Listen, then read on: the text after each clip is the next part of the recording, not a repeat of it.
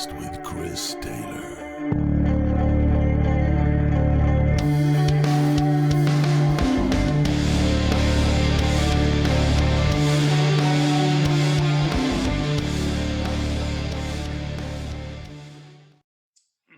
Welcome to the podcast, and today we've got the original son of a beach, my partner in crime. I've been called worse. Well, you have, yeah. Everyone, welcome on today. We've got singer and Bon Jovi tribute frontman extraordinaire, Mr. Carl Wilkes. How you doing? I'm all right, pal. That's where I import the big crowd noise, by the way, for you. Say again? That's where I import the big crowd noise for you. Yeah, absolutely. I want a big, massive round of applause, mate, so I feel at home. That's the one. Okay. I am at home. Well, it's good to see you, man. Seeing as like we normally see each other 4 or 5 times a week when we're not in the middle of a pandemic. You know, it's Do you know weird. what? Prior to lockdown, mate, I'd had enough as you. I've got to be honest. You were getting right on my tits. Yeah, and that's fine. I'll be honest, I miss you now. Oh, bless you. I spent more time with you than my kids, to be fair. But now, yeah, I miss you. We'll get more onto like sort of the people that don't know the kind of what our normal regular year would be like. But let's to start it off. Let's go back to the beginning. You know, obviously you do a lot of singing now and have been involved in a lot of projects. But until 12 months ago. Well, yeah, but how did it start? How did you get the interest in wanting to do it or figuring out that you could do it? You know, everyone's got sort of a moment where they either pick up a first instrument or get the inspiration to do that. How did that come across with you? It's going to sound really bad, but it was Bon Jovi, to be honest. I had really no sort of musical upbringing, if I'm honest, and I even got into music late. In the like sort of late 80s, I'd have been sort of 8 at best. And my Uncle Stuart was a massive rock fan. You've met my Uncle Stuart. Yeah, yeah. Still is a massive rock fan, musician himself. Now he sort of he used to come and babysit while my mum was at work for me and my older brother Lee. And we'd he'd play things for us like Eye of the Tiger and stuff like that. Because for kids, we all loved Rocky. Yeah. So he'd come along, he'd do a bit of while he was sat with us for a couple of hours. When my mum was working, he'd strum away on his guitar and we'd say, play something we know. So we'd play things like Eye of the Tiger and stuff like that, But I remember him playing. We went round his house and I remember him on vinyl, he had Slippery When Wet, playing Living on a Prayer to me. Now, at the time, I was a normal 8-year-old in the late 80s. I liked things like Michael Jackson, Thriller. I weren't particularly into rock. If it wasn't Eye of the Tiger, I didn't like any rock music at all. And I remember him playing Living on a Prayer and You Could Love a Bad Name and all that sort of stuff, and me going, I can't stand this, it's noise, why are they screaming? To me it was very heavy metal, I guess, for an 8-year-old at that point. And then I sort of fast forward, I guess, to 91. The only sort of music we'd had in our house that was rock music of any kind was Queen. And Lee, myself, were massive Queen fans. Stuart being a big influence in that, playing a lot of Queen for us. And you couldn't fail to like Queen. And then obviously Freddie Mercury dying. And I distinctly remember the Freddie Mercury tribute concert. And great show. And I remember falling in love with Extreme. So in a way, Extreme was sort of my first, I guess, the first sort of rock band. I sort of thought, wow, that's impressive, And it would have been the poppy ballad More Than Words, you know what I mean? The sort of the mix from Love of My Life, the way they did that medley, and then Love of My Life, More Than Words into Love of My Life. It blew my mind. And still, I wouldn't have called myself a rock fan off the back of that. I'll give you an example. Metallica opened that tribute concert, and I was travelling in a car with my mates and his mom. We'd been to Telford Park. We were on our way home, and the concert had started, and I wanted to get home to see this concert. And they said, Metallica are opening. I, being 10 in 91, so it had been 92 the show, so I'd have been 11 at best. I thought they meant Makita. Remember the old pop star, Makita? One Hit Wonder. Yeah. Oh, I don't sound like Makita. James Hetfield, come on. Oh, I'm listening to this. You're thinking. You're thinking of Martika, because Makita. Martika, that's it. Because Makita's a drill. That's very true. Yes, well, we'll come to that. They come back into my musical upbringing. So, yeah, and then I remember, at this point, no one owned a CD player in our house, and Stuart took Lee to go and buy his first hi-fi. You remember that old hi-fi stacker systems? And he came back and he's got the record player on the top, the graphic equalizer. I'd have been guessed 10, 11, 12 maybe. And it was the first CD player. And I then learned that you could record from CD onto tape, which with me, my little Walkman was fantastic. And Lee bought 2 albums. The first one was Days of Thunder soundtrack. Cracking film, cracking album. I've got it. And then he bought Keep the Faith. And probably the song that grabbed me and made me really blast that album out was I happened to hear In These Arms. And, I suppose being a kid who was into sort of, a normal kid into pop music at that point, no real musical direction, into In These Arms. That then got me onto the rest of the album. I then wanted all of Bon Jovi's back catalogue, went out and spent every penny of pocket money I'd got, sourcing. It weren't like the internet days then. You had to travel to find stuff, And I remember I wasn't allowed to use Lee's record player. So I had to use a tape. Everything was cassette for me. And I went and bought Fahrenheit. And I remember at the time, it was a princely sum. I paid £11 for that cassette tape. I went to Merrill, probably Music Junction. I know, man. We're bringing Music Junction back in these chats, I'll tell you. Yeah.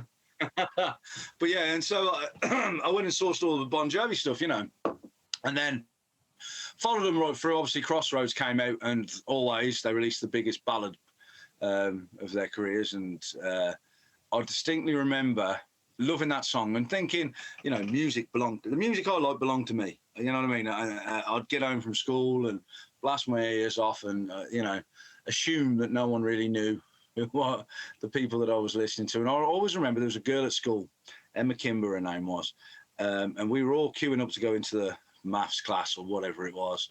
And she started singing always, and the whole line at school started singing along, and I was like, fucking hell. This is fucking massive. Everyone likes it. I was a bit pissed off. It didn't belong to me anymore. Of course, off the back of that, my favourite Bon Jovi album then was These Days. And just prior to that, Lee had got me into things like Guns N' Roses. Massive, that. And Lee had a summer in 1993 that I'm so jealous of. I weren't allowed to go with him. But in the space of 4 weeks, he'd been to Milton Keynes 3 times and he saw Metallica on the Black Album tour, Guns N' Roses Use Your Illusion tour, and Bon Jovi Keep the Faith. I mean, that is a summer and a half, isn't it? It's a good summer. No one gets a summer like that anymore. No. I mean, but in '93, Lee took me to my first concert to see Mr. Big. And again, a kid absolutely wowed by the To Be With You ballad. And then you go and listen to the rest of the album. And these guys are playing guitars with Makita drills. Paul Gilbert, it absolutely mind-blowing. But then my interest in music completely waned. In '95, Bon Jovi did These Days, massive world tour, and then vanished off the face of the earth for 5 years. No one heard from them. They hadn't split. But there was just nothing. It was just 5 years of dead calm. Queen were gone, long gone by that point. Guns N' Roses were gone. Active, yeah. Do you know what I mean? Music had died for me, and it was sort of like my later high school years into adulthood, I guess. And I just didn't really like music at all, if you know what I mean. If I liked a song, I'd buy it. I wasn't really an album lover, and I didn't really have a favourite. Once Bon Jovi, to my mind, Bon Jovi had disappeared. And then, I sort of drifted back into pop music, stuff that, kids that age liked, I remember going to see 17. Yeah. Yeah. Let me be your fantasy. But all this crap actually helped us out a few months ago, which we'll mention later. Mm, very true, yeah. But I don't know. I just for at least 5 years, I lost any sort of love for music. Rock music was on its arse at that point. You know, you hear people talk about Oasis. I like Oasis as much as the next man. I like, the odd songs. Sven on your podcast the other day said, he can listen to 3 or 4 songs, but by then he's had enough. And I was sort of the same opinion as that. And then when Bon Jovi came back in 2000, my Uncle Stuart took me to see them close down Wembley Stadium. And that for me was when it really sort of, I fell back in love with rock music and started discovering other bands and stuff like that. But then I started going on karaoke's and things, and I was the pissed up guy that people laughed at. I was a terrible singer, if I'm honest. And I don't know where it came from, because I think I went on stage and out of sort of nervousness just talked the song, if you know what I mean. Yeah. Wouldn't let the voice go, because I'd never sang at home, never sang to myself. I weren't a singer in the shower or anything like that. And then one day I got absolutely shit-faced, as you do, down in the 80s in Kidderminster. And I think it was Always, or This Ain't a Love Song, something like that. Someone said, go and do some Bon Jovi, because knew I was a massive Bon Jovi fan. And, all of a sudden, the whole place was clapping. I was like, I'm all right, ain't I ain't too shabby. And it progressed from there. And then I was about 25 when I joined my first band. That's, it sounds crazy now when you look at what I've done since then, in the 14 years since then. Yeah, we're getting on now. You speak for yourself, kid. I ain't there for another couple of weeks. But yeah, I obviously I joined a covers band. A group of kids around me, Rich Milton, who you know, his brother Russ, and Josh Terry. We did a few cover songs at a couple of gigs, and then decided we could start playing in pubs and and things like that. And then we were doing okay, it was a couple £100 and a few drinks, here and there. It was it weren't a bad gig. And then we started writing some stuff. We wrote together probably 6 or 7 songs.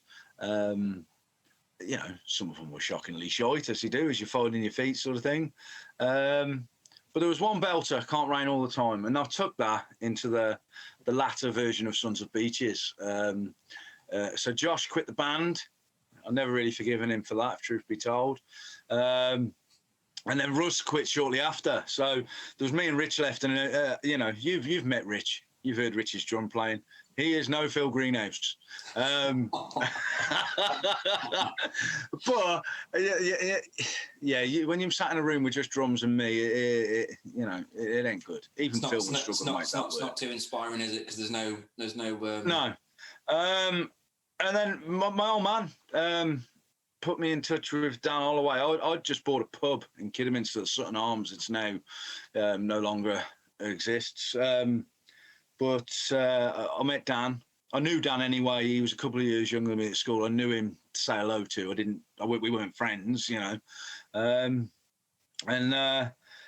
and Dan and Rich recruited my best mate Farley on bass. And then for a couple of years, we sort of took the local area by storm, if you get me. And we did well. First EP, Never Be the Same Again, was, if I listen to it now, it's a bit flat. But there were 2 songs of the 3 songs that became mainstays of the set, and they got better as they got older. It was very much, when I listened to the recording, it was very much a band starting out. From the songs that they became when they became live after that, they were absolute belting songs. And we chucked that around whilst writing new material, and then we released our second EP, which for us went absolutely massive. Plague on Both Your Roses. And still really, do you know what, that I sound like such a big head, but that really still stands up now when I listen to that. That was the pinnacle, if I'm honest. It had a bit of everything, it had a cracking ballad, some absolute bangers, epics, stadium epics, in the vein of so Plague on Both Your Roses, the song, I suppose you'd put it in the vein of the Alter Bridge epic, you know, Broken Wings, those sort of songs. Yeah. And we became very good at those, writing those sort of songs, you know, the minor key, thought-provoking, 6-7 minute epic songs, you know, non-radio friendlies. Yeah. But yeah, best times of my life, mate.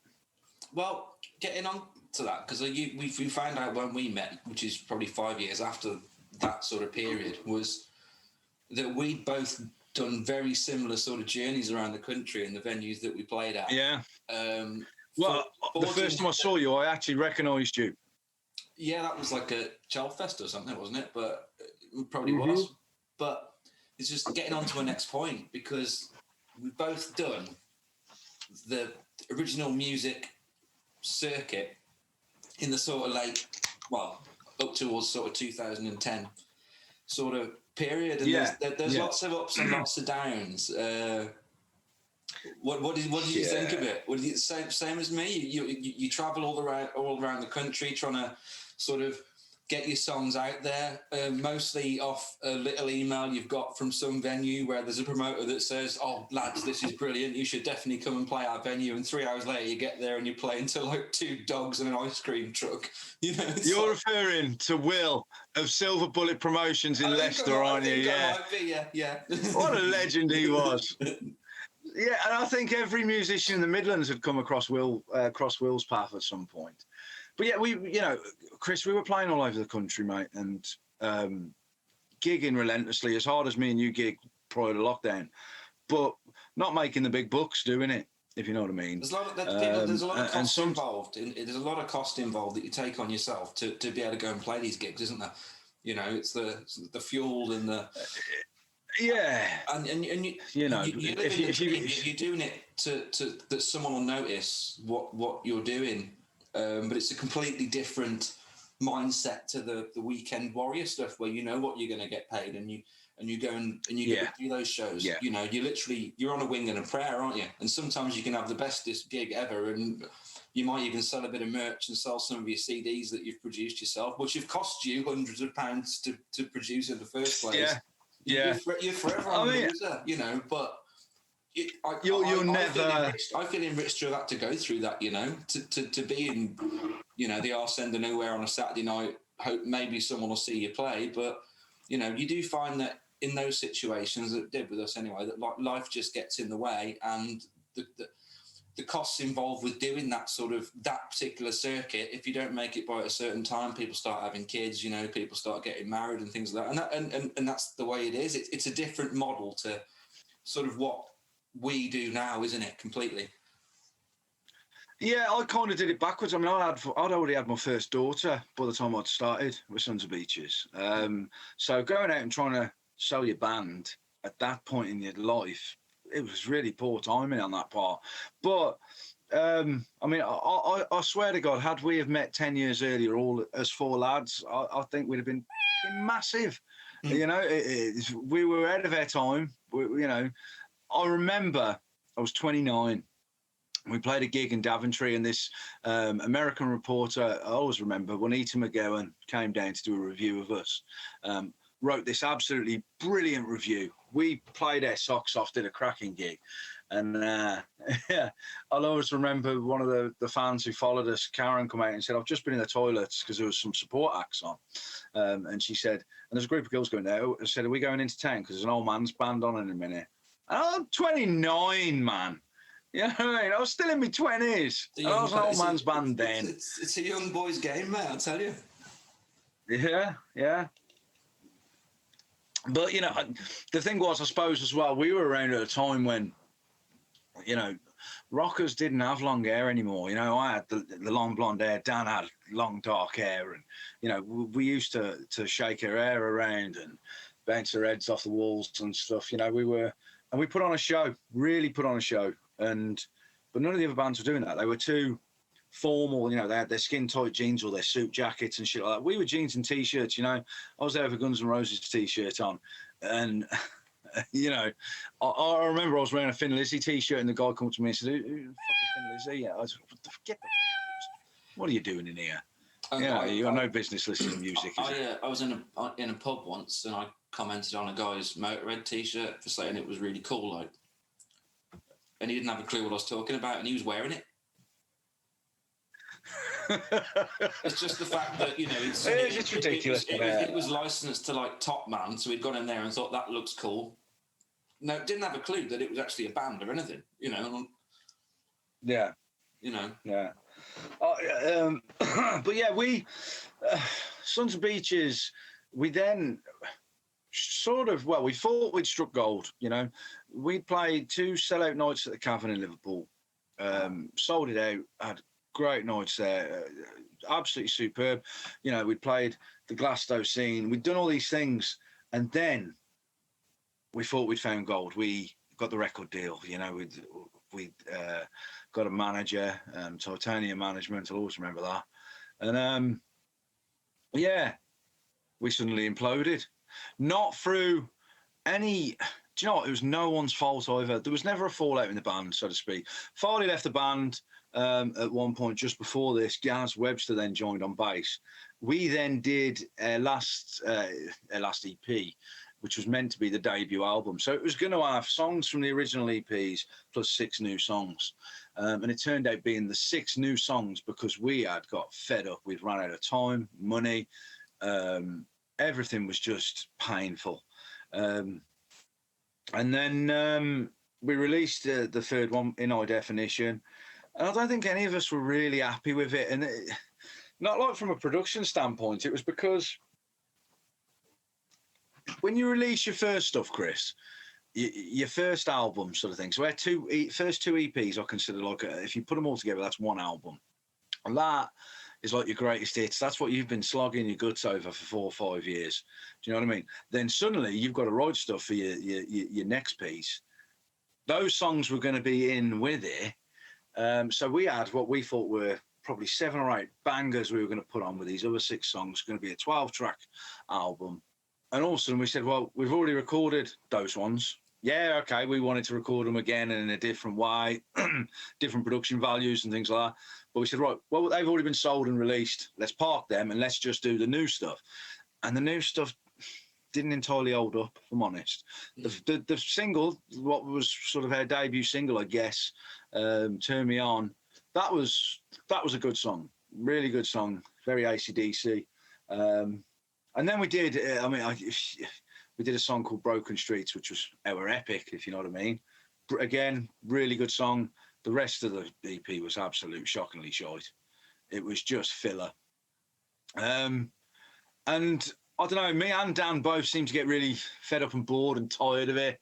And I felt like I needed a break from Sons of Beaches. So it was me, I quit the band. It was me who said, I've had enough, I'm done. Dan sort of agreed with me and said, let's go and do something else then. You know, Rich and Gaz were going to go off and do some other projects and things. I believe they did.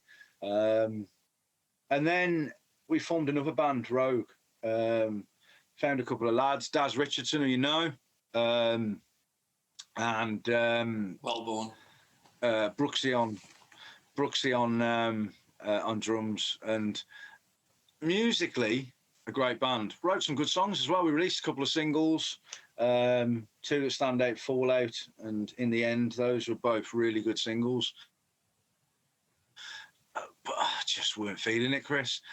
I don't think I was exhausted so much with Sons of Beaches. Felt like I was having to start again, which when you trod the boards we had and done, like, you know, the big farewell show at the O2 and all that sort of stuff. You know, I suppose we hit a high and went out on a bang. Our farewell gig being at the O2, superb.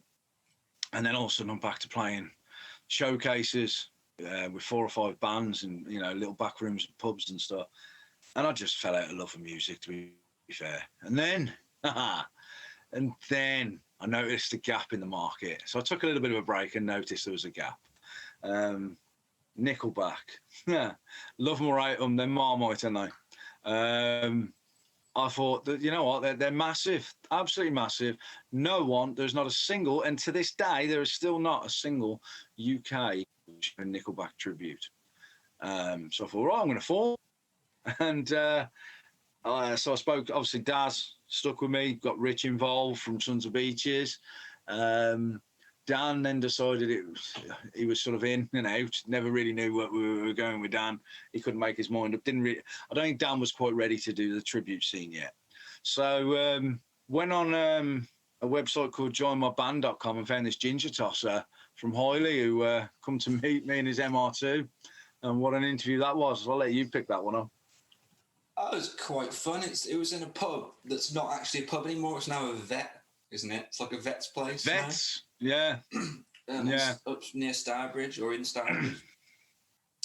Yeah, it was the weirdest sort of band interview ever because I just kind of turned up and walked in.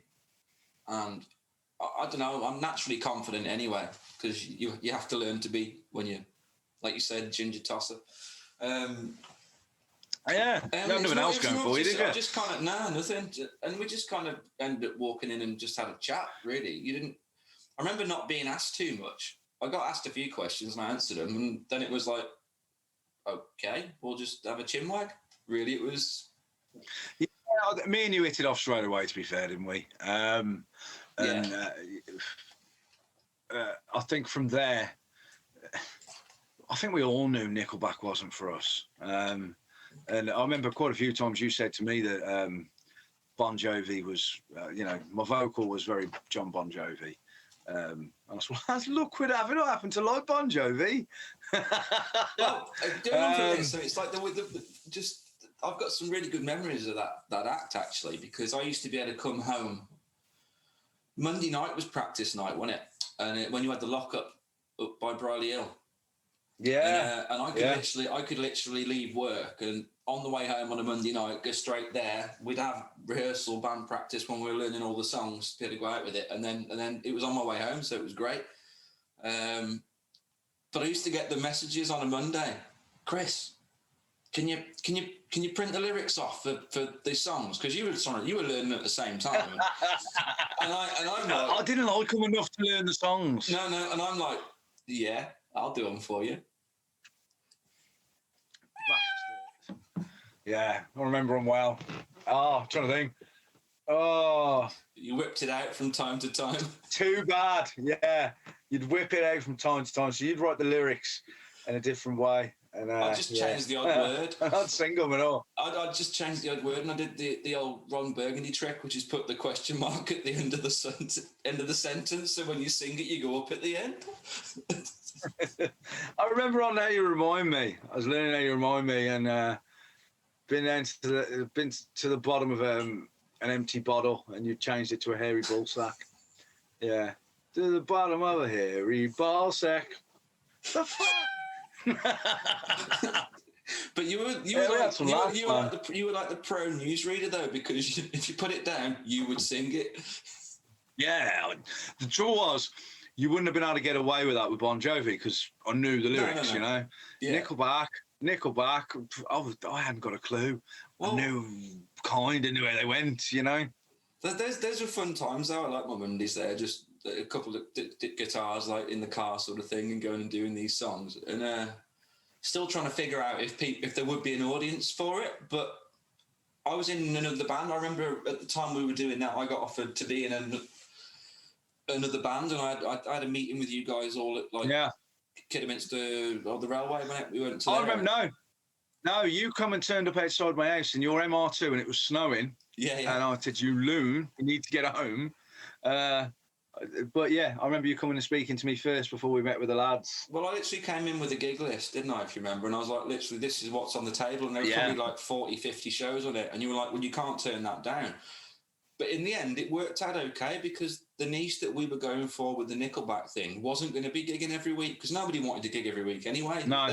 You're all in a different place. No. And it was like, well, once a month, if I can get out and do it, that would be great sort of thing. So me being free to do all these other shows didn't affect it. I think there's only one show that I couldn't do because I was doing like a Harley Davidson rally or something, but the rest of them, it wasn't a problem, you know. But you know, it was fun. It was fun to me because a lot of those songs were god-awful boring to play. But you always knew that I was always waiting to play Leader of Men because when that song kicked in, I was going to be God, everywhere. yeah. I was going to be everywhere, you know, because it was a very static band, wasn't it? Everyone just stood there looking at their feet, sort of thing. Well, that's what Nickelback do, to be honest. They don't really do a lot. Yeah. But I couldn't. I'm not, you know, I'm not that kind of player. I like to perform, so you know. You can't control yourself, can you, mate? Nah. And I remember us playing. Where was it? I remember in the Rock Cafe, actually. We played the Rock Cafe, and that was the gig where Stone Broken supported us. Yeah, look where they are now. I know they're doing great. They're doing great guns, but they started out asking to support us doing a Nickelback tribute. Yeah, they blew us off the stage, to be fair. I thought they were amazing, yeah. I mean, when they were playing, I learned a very valuable lesson that night. What was that? Yeah. They were brilliant, weren't they? Even then, and they were kids, you know. Yeah. But we, obviously, Black Country lads going off to do what they did, that was mad, weren't it? But I remember that night as well, I learned a very valuable lesson about being in tribute land. Don't slag off the band that you are paying tribute to. Oh, you because did, the people who were there and have bought the ticket happened to be super fans. Yeah, I remember saying we were going to do one of the new songs off whatever that new album was at the time. And so has everyone heard the new Nickelback album? And of course they all went, yeah, you know. And I said, what do you think? And someone said, it's amazing. I went, really? Yeah. And Christ, we got slated, didn't we? We had bad reviews and everything saying, you know, that the singer's an arsehole. He's slagging off Chad Kroger and all this sort of stuff. I think you really hit the mark with that. He's a bit of a dick, isn't he? What you did wrong there was the fact that we blatantly outed ourselves as an act that was literally just playing their songs because we'd get paid. Yeah. I suppose it's the equivalent, I guess, of, you know, I don't know, a Catholic walking into a Methodist church and screaming, you know, down with all Catholics. I get, you know what I mean? Yeah. We were lucky we didn't get lynched off the back of that, really. I was a bit more brave back them days, I think. It was a good payday, though. I remember that one being all right. We were quite surprised with it, but that's kind of where it was sort of tailing off, wasn't it? Then because I don't know. I can't remember. I was struggling. Well, nobody quit. Oh, they did. Yeah. Yeah. No, because we had Josh come into it. Yes. Yeah, we had Josh come into it. But there was never a point where we actually said, lads, this isn't working. I think I was probably getting in your ear a little bit about, why don't you do this? Because your voice would be better at doing this and you really like doing that. Yeah. Maybe we should do that, you know? Or, because we started out, we hit basically the same band started rehearsing Bon Jovi tracks. And at a time when there was quite a lot of really good established Bon Jovi tribute acts in the market, we shifted that band and started having sessions. Because you were like, let's just try doing Jovi tracks, see how it sounds. And we had that keyboard player in who knew everything, man. I mean, what a legend. I mean, he was asking me what string gauges I used to make sure that I sounded authentic. You know, and he proper grilled me. Do you remember? We were I'm not going to name names. I do remember you looking at me and going, "This guy for real." Well, you know. I'm not going to name names, but like I found it hilarious that I've got literally someone. They were questioning every bit of gear that I've got. What pedal? Well, that's not authentic. Sam Broad doesn't use that. And I was thinking, this guy's really got his stuff down. Either that, or he's an absolute knob. Yeah. And he's questioning me on everything: guitar sound, string gauge, what guitar do you use, what pedals you use, what amps you use, and blah blah blah blah blah blah. And we get to the first rehearsal, and this guy can't play. Yeah, it was shocking. Yeah, I remember that well. And I remember it being to the point where I thought it was going to be really, really fun, and it just got Monday night rehearsals just got soul destroying. We had enough. Yeah, it got soul destroying, and because we ended up, to me, it was like we were playing the same 3 songs for 3 hours. It wasn't moving forward, was it? Every week for 3 months, and I'm like, and every time we went back to it, it just didn't start sounding any better. No. And it was frustrating me, and I think I had a little word in your ear over that one Christmas, didn't I? Which is going to get us on to the next point, is like how Bad Medicine came about, because you were kind of a non-believer, weren't you, in my idea on how it could work. Yeah. Yeah. I still am. It'll never work. No. 500-600 shows later. You know, it took over my life. Jesus. I mean, I remember you saying to me, let's do a duo tribute. Live guitar and vocals, backing tracks for bass, drum and keys, you know. And I was like, I really don't want to do that. I was like, it's a bit cabaret. It's a bit, I feel like I'm going, you know, it's bad enough that I've gone from being, you know, trying to be a rock star to becoming a weekend rock star in the tribute land sort of thing with Nickelback. But to go to cabaret, I fucking hell, next stop's Blackpool, you know. There's a lot of money in Blackpool, kid. But yeah, I was wrong. Say again. There's a lot of money in Blackpool. Well, mate, I can't fucking get in there. But yeah, you were right. I was wrong. Jesus Christ, I had no idea how much it was going to take off, and we were doing 100+ shows a year. It took a lot of sorting out. Do you know, mate? I'll be honest. Lockdown, in a way, probably did us a favour because I think we were on the verge of burning out. You know, I was knackered, mate.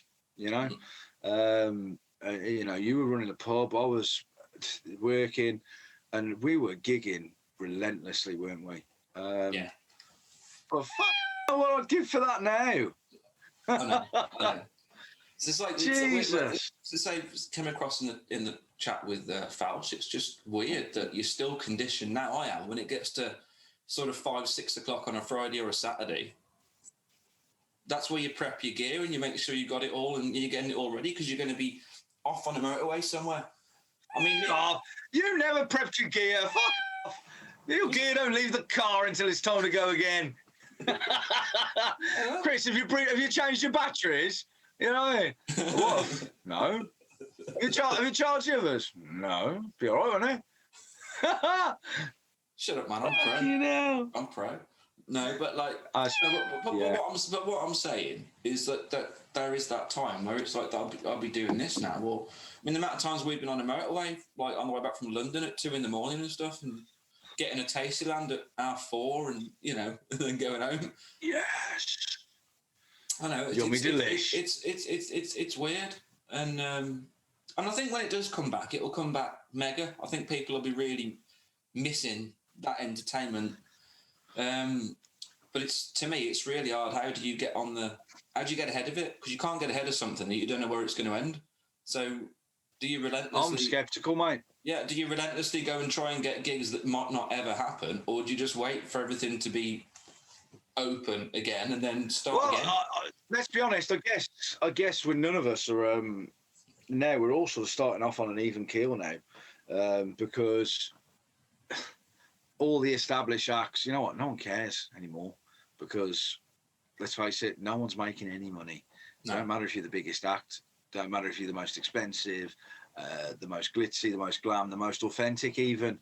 I honestly think we're going to have a problem. I think people are going to be scared to go back to the pubs for a long time. I don't think the pubs, you know, Chris, I've owned a pub, you've run a pub. It ain't a cheap game. And... No.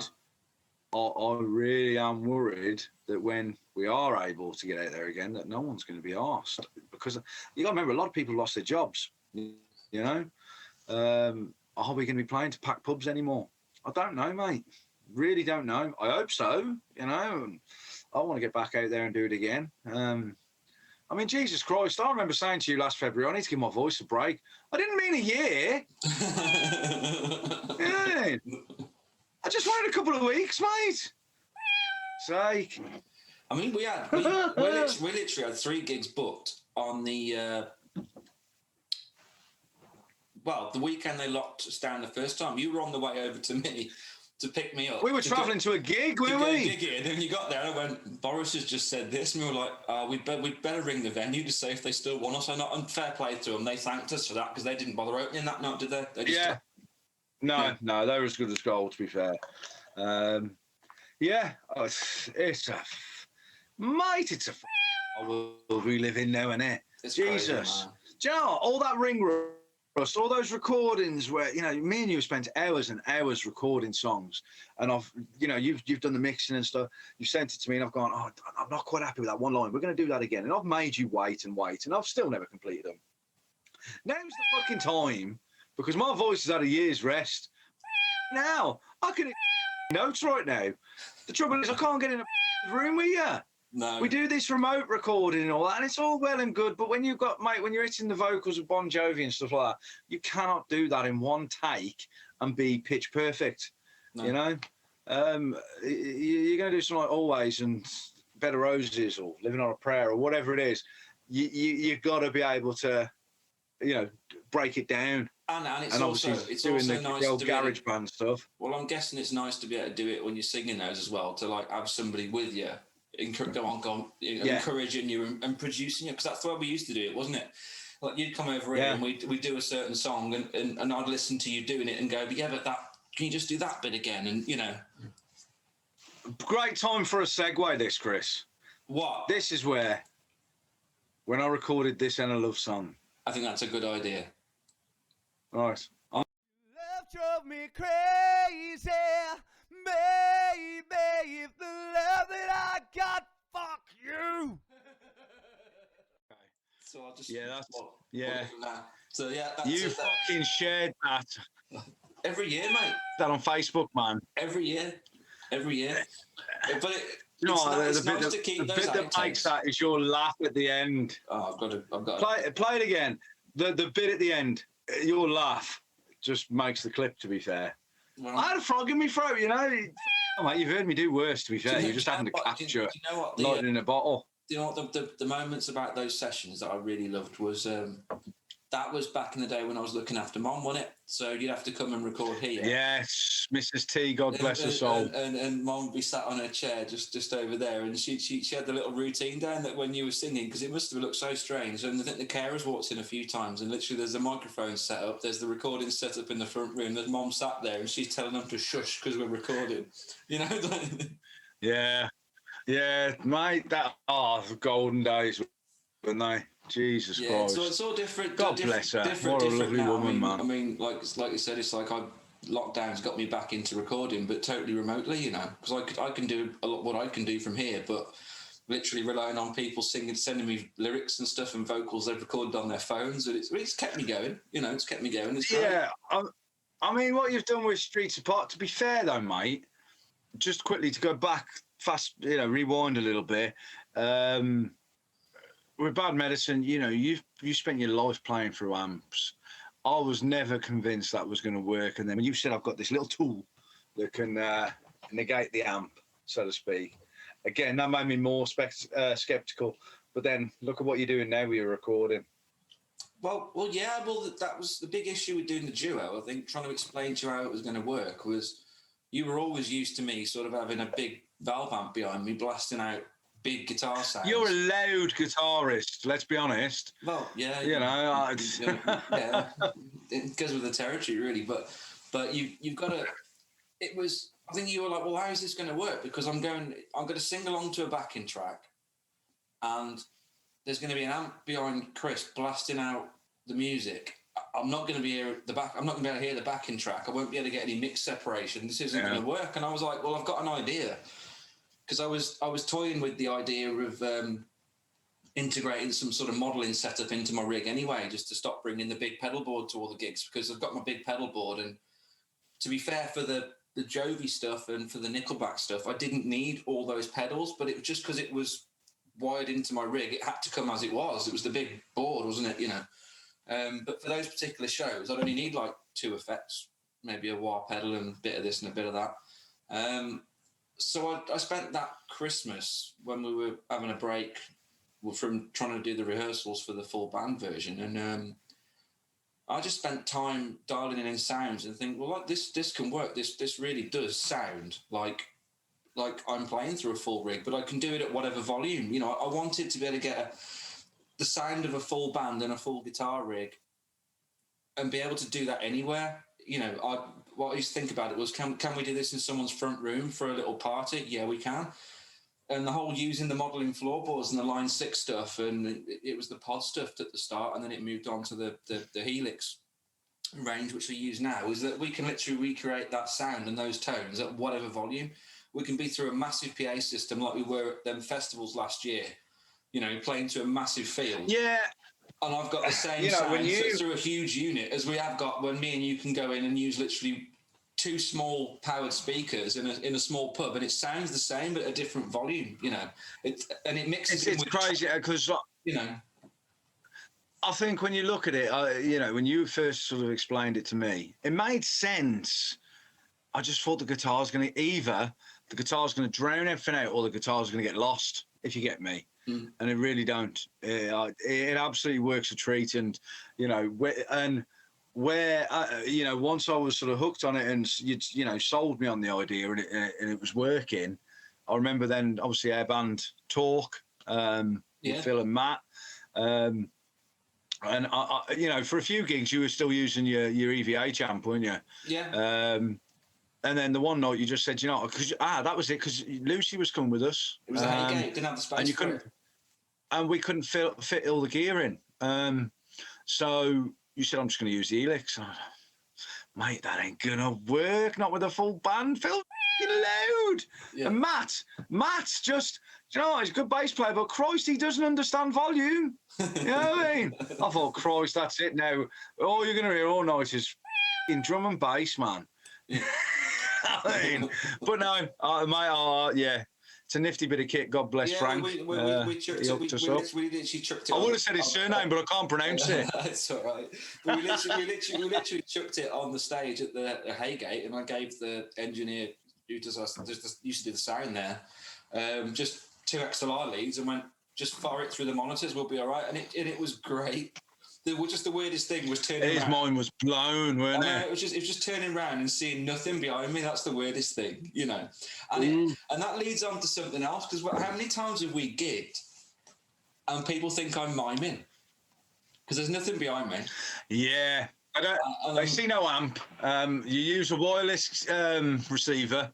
Yeah. So there's no leads. The amount of times I said, he's not playing that, and I'll stop. Yeah. You know, stop and say, right, go on, you know, and you just bust out like Van Halen Eruption or something like that, you know, or what do we call it? Fund Eruption. A bit of AC/DC mixed into Eruption, you know, and it blows people's minds, and you know, he's got no strings. Look, Mar, he's a real boy. Yeah, but I think in a way, I always take that as testament and to the quality of the sound and as a compliment, because either I must be doing something right if they think I'm miming it. And 2, if they're that no one has ever said to me, if they're convinced by the sound that they think, well, that there's some fakery going on there because there's no amp, that means that the unit is doing what it's supposed to do, you know. Yeah, and that you're a good guitarist. No one's ever come up to me and said, you know, you're miming. Bastards. They should. No one's ever come up to me and said, fucking hell, you don't have to look like John Bon Jovi. You know what I mean? No, I'll tell you what, mate. I used to introduce us, as you know, we do the opening song, and then I, you know, you go through the spiel, don't you? You do the whole, you know, I can't even remember it now. It's been 12 months. Well, I've got it. Good evening, Malt Sugar. How we doing? Yeah. And then it'd be, I know what you're thinking. You're thinking, Jesus, John Bon Jovi's let himself go. You know, this time, mate, when we do finally come back, I'm going to be saying, I know what you're thinking. Lockdown hasn't been kind to John Bon Jovi. Look, I'm going grey, mate. Look at this. Yeah, but he's grey, so it's fine. Mate, there are 3 things. I've turned into an alcoholic. Yeah. To be fair, I will say, actually, that's a bit of a lie. I've actually, my drinking has been very much curbed over the last 12 months because I'm not spending time with you, you prick. You know, let's be honest. Mine has too. Yeah, it's shocking, actually. But I've fucking piled some pounds on, and I mean, look at my fucking hair. I look like I've been shagged in a pub car park, mate. I do lockdown properly, you know what I mean? Jesus Christ. Now, the drinking skills aren't the same anymore, mate. They're not the same because, like, I don't know. You're losing your touch. Well, just don't do it as often. I want to flake in that. The thing is, it's like, when the first lockdown hit, you know, I was used to literally a culture of either being at a pub every day or gigging when I wasn't there, you know, sort of thing. And then it shocked me, to be honest, how much when we went to the first lockdown, and I wasn't bothered. You know what I mean? It's like I didn't pop to the shop and get cans. You know what, mate? It was more a social. It was more a social thing for you. Once you take the social impact out of it, you don't want to drink, do you? No, I'm not. I mean, my drinking was always gigging, you know. Yeah, it's not. I'm not one to sit there and. I mean, I'm only drinking on a school night. I'm drinking on a school night because it's called beer and gear, and I feel I'd be letting you down if I had a bottle of Coke. No, you're doing great. And I know you said that you made a comment the other day that I'd mentioned that today's beer was brought by Carlsberg Export, but there are other beers available, which made me laugh. But you know, just for equality purposes, of course. No, perfect. You know what I mean? Yeah, perfect. And we accept all sponsorship. You know, if you want us to try your beers, send them in. You know, but we've got some sponsors. Where are those gone? Lockdown, mate. Oh, I want some new friends.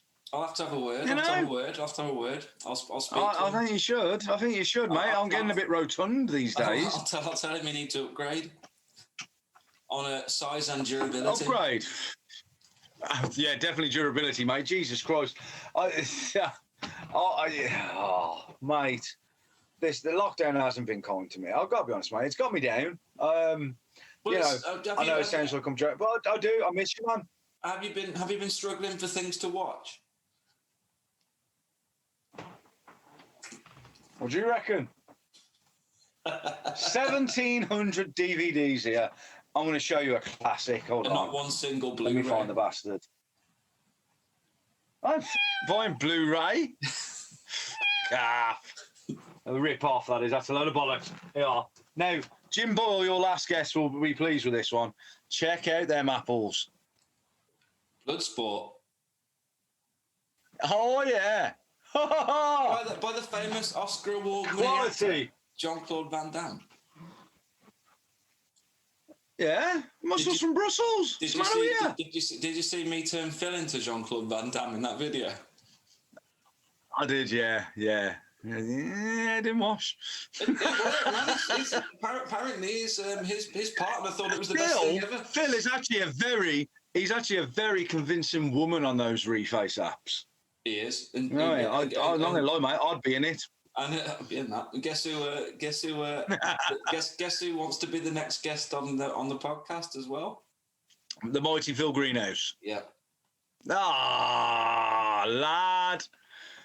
No, I do, mate. I miss the lads. To be fair, I mean, obviously now we've got the full band. Bon Jovi. So we got Bon Jovi. We ended up having from a period of we got four acts. Yeah, we have the mighty Hoof. We have Hoof Hearted.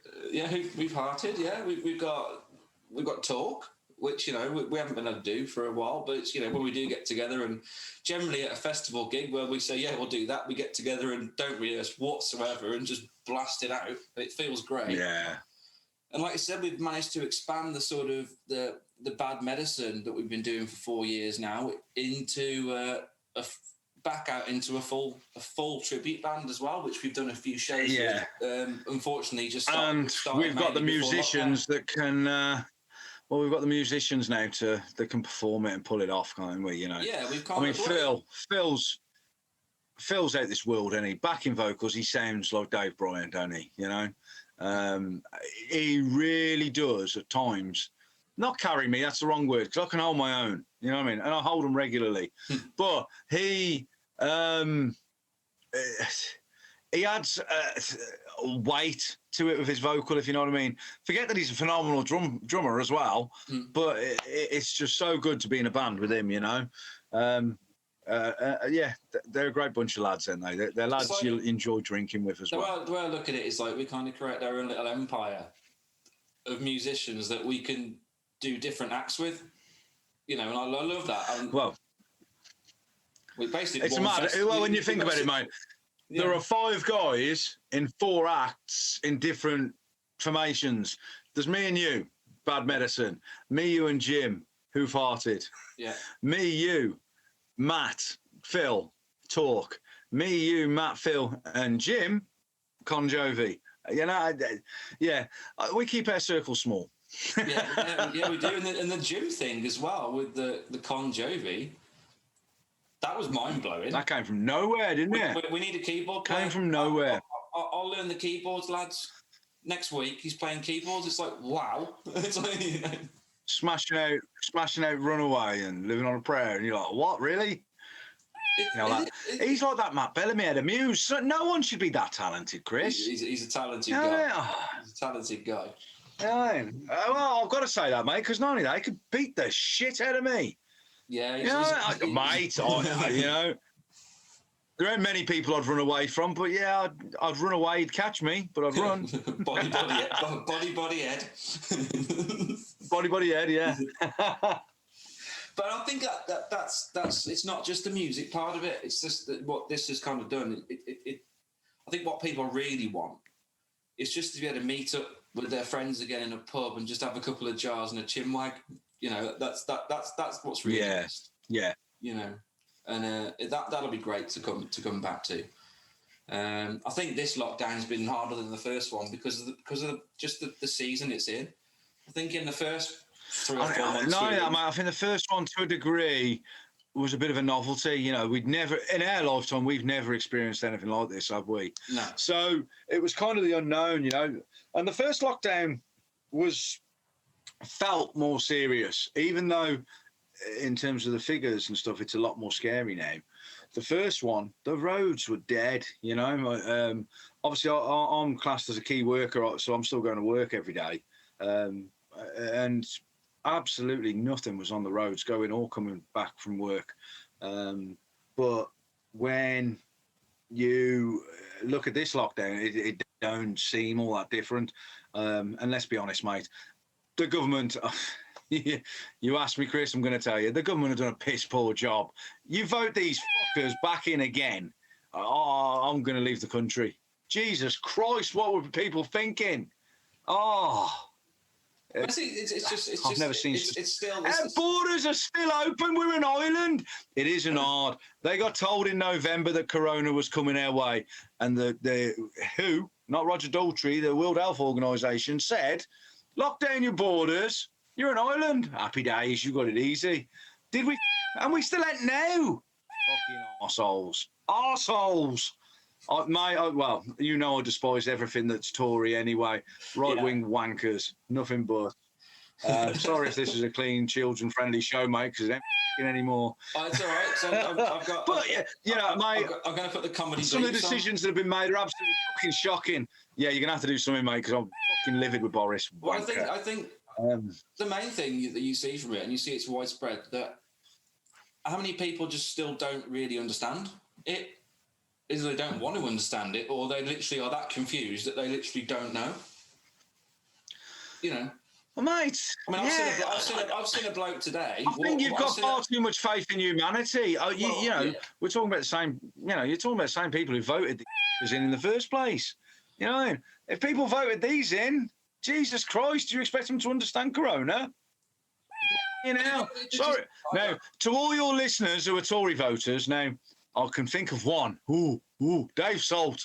God bless him. I like Dave, but he's still a Tory tosser, isn't he? Let's be honest. You know, he's a nice guy. For a Tory, he's a really nice guy. But what? Come on. Dave, if you're fucking watching this, you tell me they've done a good job of this show. Just add your comments in the comments section below, because that's all good for my logarithm as well. So,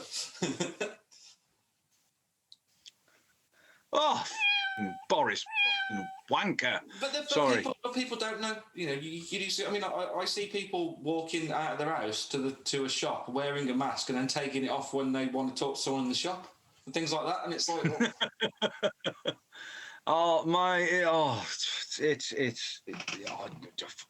the world's a crazy place, man. The world's a crazy place. We need to move on, because I'm gonna, you know, I've already turned the air blue, but mate, nothing makes me more mad than lockdown. It's wrecked my life like you wouldn't believe. But at least you get to stay up at night and watch me on YouTube. Yeah, you kept me up all night last night. You're entertaining, mate. But yeah, you know what?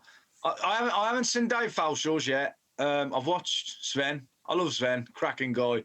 Bastard can sing better than me as well. Hate him. And then Jim, fucking talented fucking Uber musician, and then you got fucking me. What are you thinking? Well, Yeah, but I will say, mate, I lost you there. Sorry, bud. Yeah, you will say what? No, I was just saying, you know, you got all these talented musicians, and then you got little old me. Nah. What the were you thinking, pal? Well, the thing is, it's like this is going quite well and picking up quite well, and I don't want to limit it just to musicians. You know, it can be anything. You know, there's no. Nah, you shouldn't, mate. We've got a big circle that we've met along the way as well. There's some really I forget her name. Who was that girl we did that? Remember we did that showcase gig a couple of years back. Faye Bagley. Well, that girl can sing. She's amazing. Now, all right, I know we're still talking about musicians, but Jesus Christ. You need some women on as well, because so far it's only been lads. But yeah, Faye, what a voice. You want to get her on.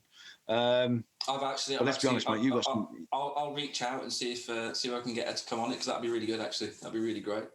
Yeah, and she's funny, and she that day she had us in stitches, didn't she? She was a good laugh.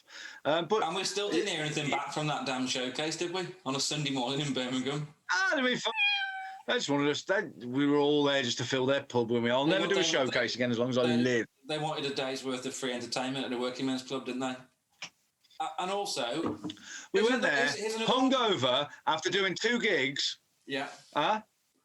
Yeah, and we went there hungover. Now I was hanging out my ass. We'd played 2 gigs on the we'd done the Friday, the Saturday, and then had to go and do this Sunday morning showcase thing. Mate, I remember putting on my jacket, you know, the Captain America jacket, the one that's still stinking out your car right now. It's in the car. Yeah. I'm amazed that thing got up and walked off away from its own smell. Speaking of right now, that jacket understandably makes you sweaty. Bit of product placement coming up, kid. When you've got sweaty ball bags, right? You jump in the bath, don't you? You know, you swill the old fella. You know what I mean? What do you apply to the old fella when you get out of the bath? You've dried them. You know, you've done a bit of flossing. What do you apply to the old fella? You got a new product you're trying to hock on this channel, Mr. Wilkes? No, I ain't trying to hock it. I ain't trying to. But mate, it's brilliant. I've got to show you this. Okay. But normally you go with the old talcum powder, wouldn't you? Yeah. So where the f do I put it now? Check this shit out, right? Manscaped Crop Reviver. Right? Okay. Refreshing ball toner with active pH control. Right, so for an anytime pick me up, spritz your goods once or twice, then let air dry.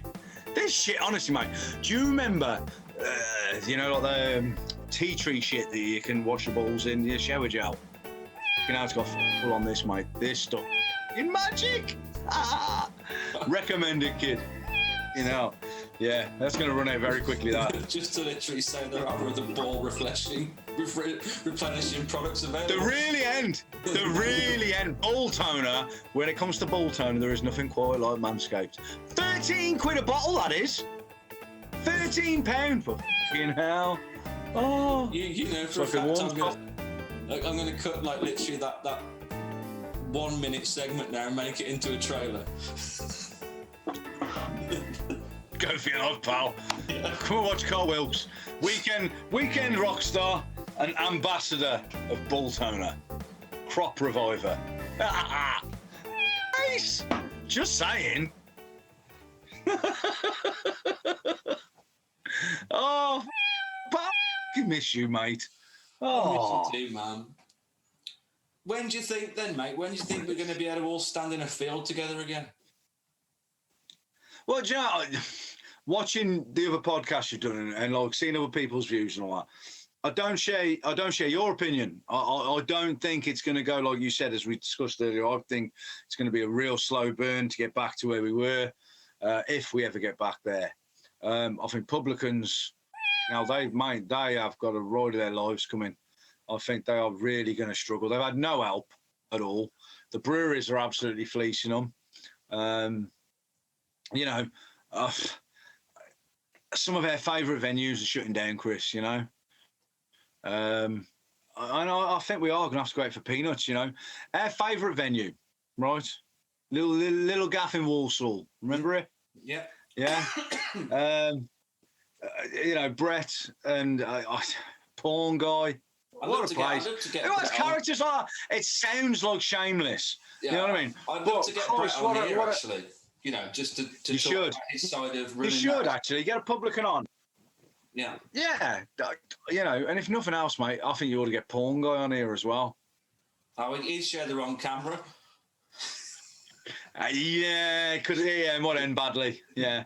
But just from looking at, you know, I've been in Brett's shoes, you've been in Brett's shoes, and I've neither of us have experienced lockdown in Brett's shoes, though. Do you know what I mean?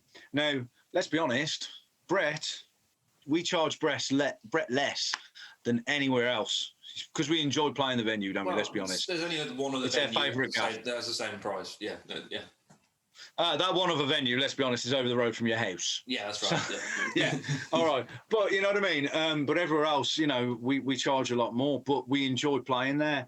And it's loyalty as well, because you will get your three or four a year. No, but what I'm trying to get at is, you know, Brett probably saves 150 quid a show with us than what he would be paying us if he wasn't, you know, who he is.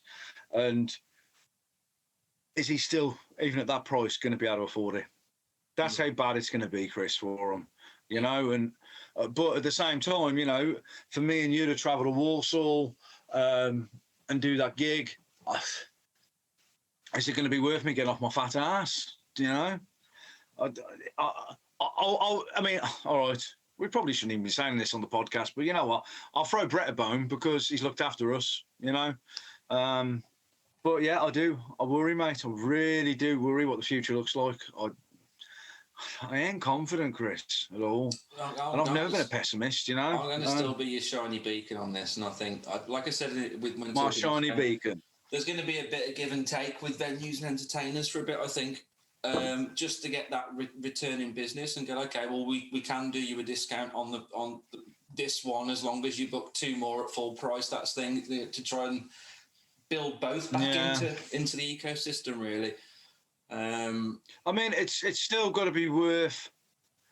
I suppose the way I look at it, Chris, you know, I'm in a position now where I don't. Me and you gigged hard and relentlessly. We put on a show, you know, and we worked our asses off, you know. I mean, we laugh and joke, you know, and we enjoy while we're doing it, but it's still work, you know. We're working hard. Neither of us come off there without, you know, being able to wring our t-shirts out, do we? You know. No. But I think when you look at what it's going to take to get back where it was, these guys, they're really struggling, and I want to, you know, the places that have looked after us in the past absolutely will help out. Am I going to want to go and do that, all those hard miles and all that work for peanuts? No.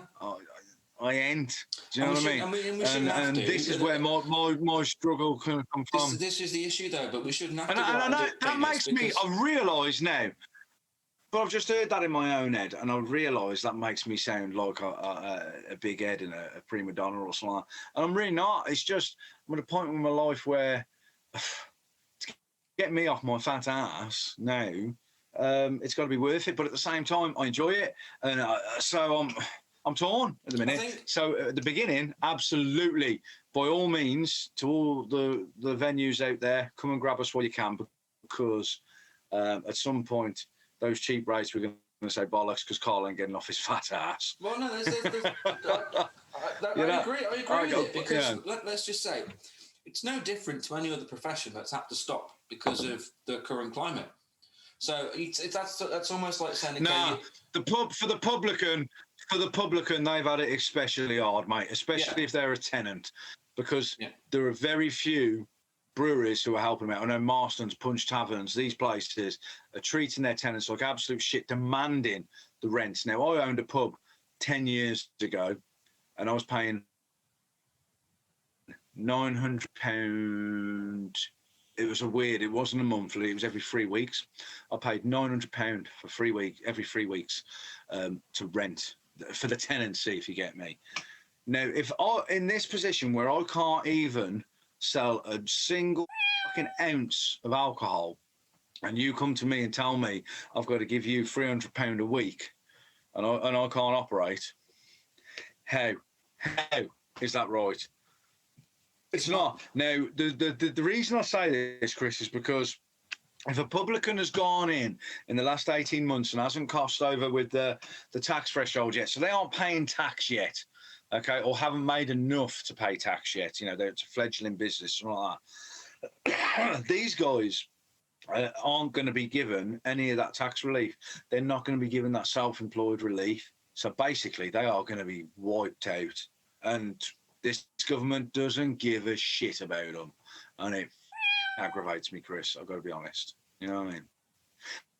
Anyway, we digress. It's the first time we've ever gone on to politics in your podcast, isn't it? Should we change the tune? Original material. Let's hear some original material. Let's have a bit of that fantastic rock band with that really good-looking singer, Sons of Beaches. Yeah, that's a good point. Actually, that's a good point. Let's fade into the last actual video that you did of original stuff that you put out. So we'll rack on with that one. Do you want to introduce it, mate? The last one? Yeah, you sent me a link to it today. I can't remember what it was. No. I've done original material since that. Oh, well, I've done a lot of original material since that. I was going to say, well, let's just let's just play a bit of Where Have All the Heroes Gone? Oh, it's just called Heroes, but you change the title. Go on. No. Go on, pal. Where have all the heroes gone? The sun come out on their own. Where have all the heroes gone? We left for dead, now we're on our own. So what sun is setting? What is that I hear? Along with the rock stuff as well, you also have, which we'll get on to a bit, the story of the Christmas single, which rears its head every December. But yeah, the original thing. The BBC still play it every year, pal. No, it's great. Well, we'll just do it now. Then we'll play a bit of it for everyone in case they're not aware. So Merry Christmas to you. I'd like some toys to play on. Santa, I've been good this year. Is there a stocking with my name on? I close my eyes, but I can't sleep. I wonder what Santa's bringing for me. Last Christmas, all I got was cold. But this year, I've been as good as gold.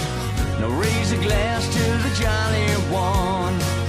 Knock it back, we're gonna have some fun.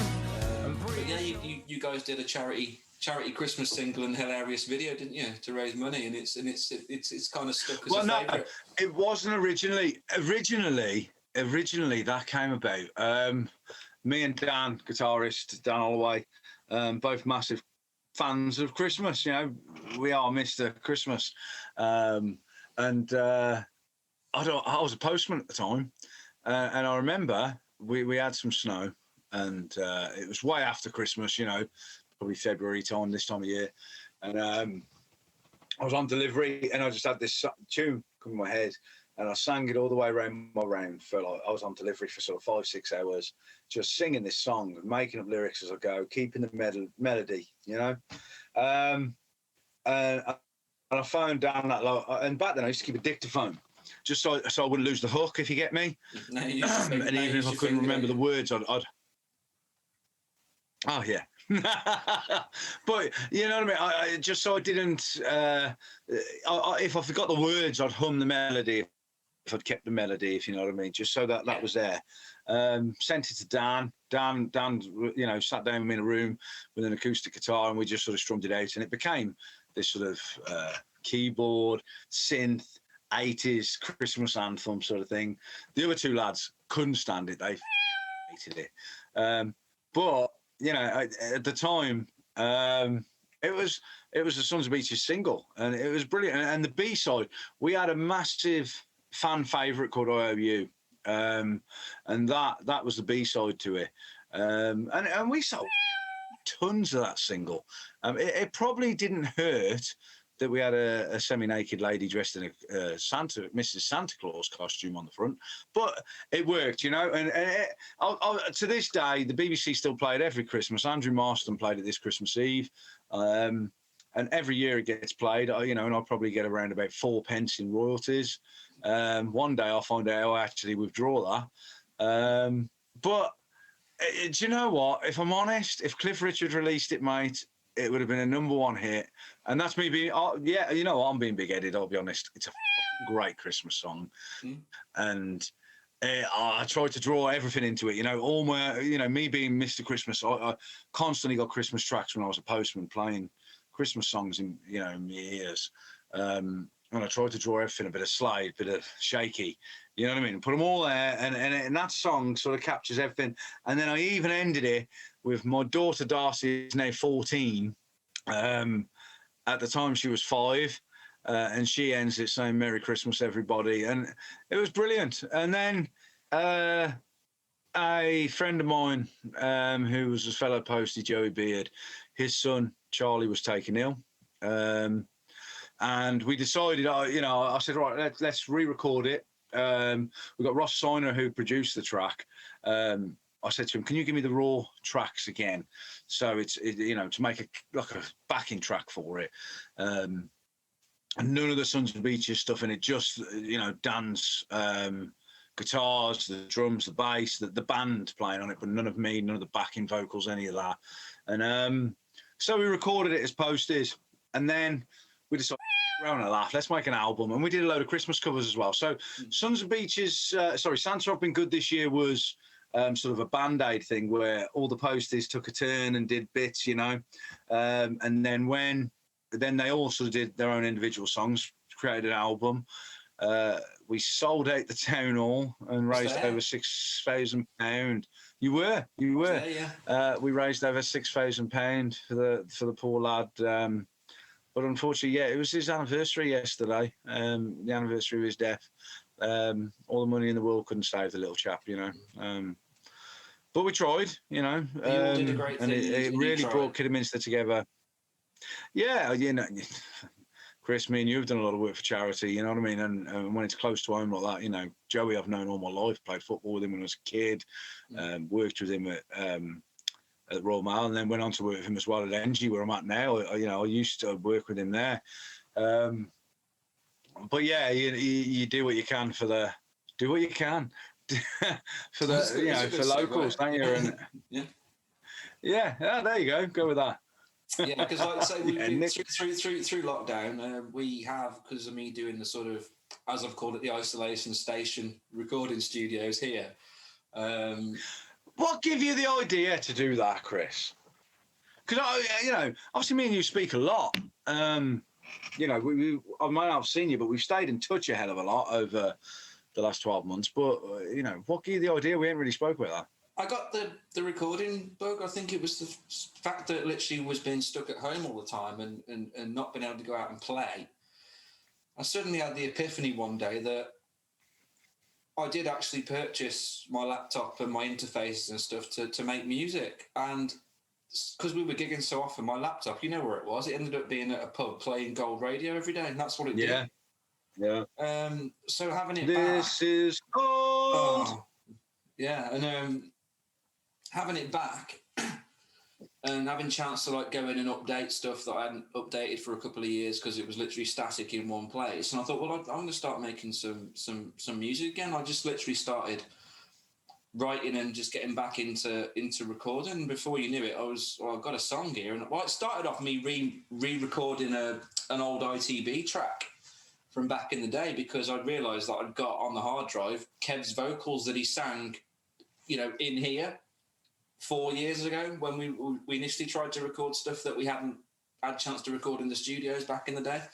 And it started from that. So I built all the music around his vocal I got recorded on an old hard drive, made a video with it, put it out. Okay, I enjoyed that. I'll do another one. And then Kev's doing a similar sort of thing on Isolation Open Mic and getting back into playing and writing songs and literally just playing them to his phone camera and putting them online as you know, just something to do. And I'd get hold of him and say, well, that one's good. What's the chords? Okay, well, I'll build a track around that. You sing the vocals into your phone, send them to me. And that's how it built. And then it went into a weekly thing. I mean, through the summer, we were knocking a song and a video every week.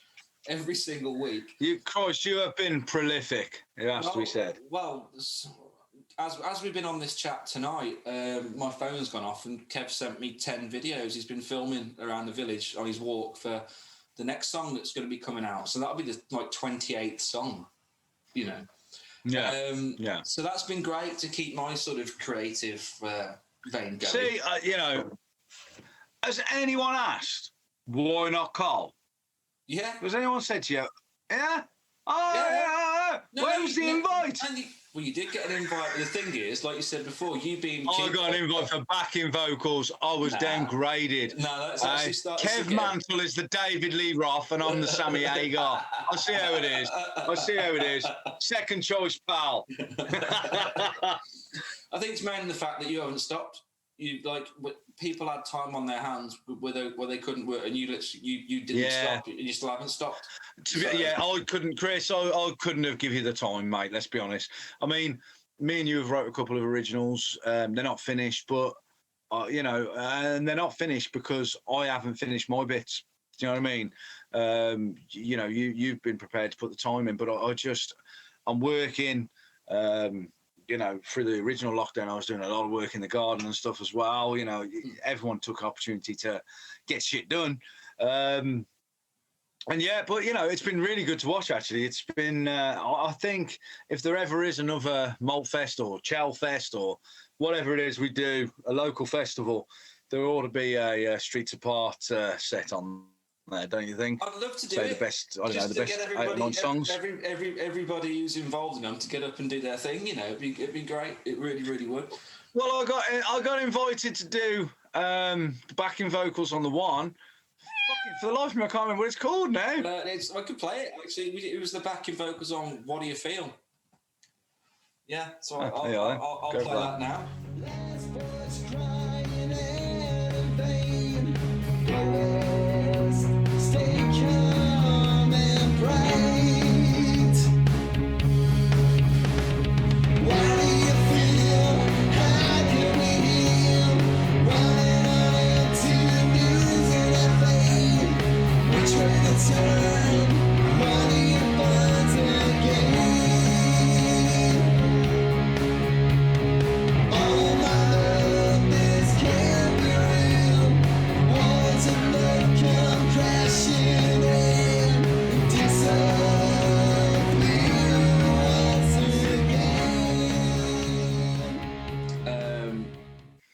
Anyway, that led on to Remember Us the next week. I'm just going to stop you there 1 second. However, having listened, I do listen, you know, and I do share the songs on Facebook and whatnot. What Do You Feel?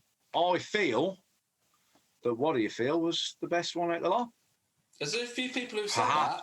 There's a few people who've said that. Yeah, well, you got a fantastic backing vocalist on there, ain't you, eh? You know what I mean? I'm just saying. You know, Kev, that's the song, though, for me, though, where Kev really comes into his own as well. Mm. He almost harmonises himself in places, and it was when you said to me, you know, have a look at this, because Phil was unavailable, weren't he, to the backing vox that week? Yeah. And you said, look, do you fancy doing a bit of backing vox on this? So I said, I'll have a quick listen, Chris. I can't guarantee any time, sort of thing. I'll try. But having had literally one listen to it, I was like, I know where I'll go with that. You know what I mean? And in one take, that track you've got, I just sang into the phone once, sent to you and said, if you can use it, great. I ain't got time to put into it. But and it worked. It works really well. I mean, literally, that was you know, me and Kev's voices kind of melded quite well on that. They did, and that literally was about 5 minutes. I mean, I remember telling you over the phone how to do it, and you said, give me 5 minutes, and 5 minutes later I had an email, and it was that track, it was that vocal, and it just worked brilliantly. Yeah. It just worked brilliantly. In fact, when you came to see me the week after, because it was still at the time we were out of lockdown, we could still sort of Yeah. And you came Able over. to see each other at distance. That's right, and you were playing that song in your car, and that was the day Yeah. when we went up. Because obviously we've tried to use sort of my studio here remotely to also do stuff to keep people interested in what we do as well. So, you know, so we did Bon Jovi's Pandemic track, didn't we? That's right, and we filmed it on the Clio. Oh, that was fun though, wasn't it? We had a laugh. Yeah, it looks great. I'll actually, you know what's crazy about that?